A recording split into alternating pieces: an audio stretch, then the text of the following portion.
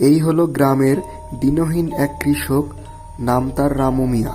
সে সারাদিন মাঠে কাজ করে অবশেষে বিকালে সে বাসায় যাওয়ার জন্য প্রস্তুতি নিল।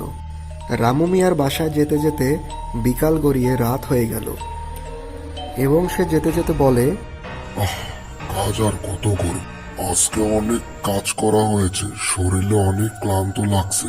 এই বলেই রামু মিয়া জঙ্গলের ভিতরে প্রবেশ করল এবং সে থমকে দাঁড়ালো এবং সে বলল, শুনেছি এই জঙ্গলটা নাকি সুবিধার না, এই জঙ্গলে নাকি অনেক কিছু মানুষ দেখতে পায়।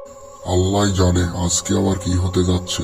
এই বলেই রামু মিয়া সামনে এগোতে থাকে এবং সে জঙ্গলের ভিতরে হাঁটতে হাঁটতে হঠাৎ সামনে একটি ছায়া দেখতে পায় এবং সে আবার থমকে দাঁড়ায় এবং সে বলে, বাপরে, সামনে আবার ওইটা কি দেখা যায়?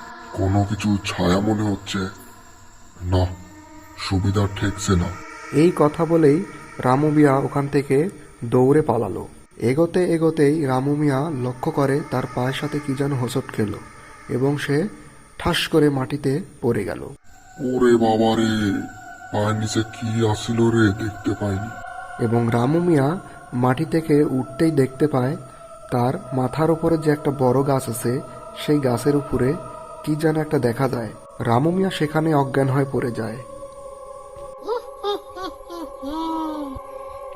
আজ একটা মানুষ পেয়েছি।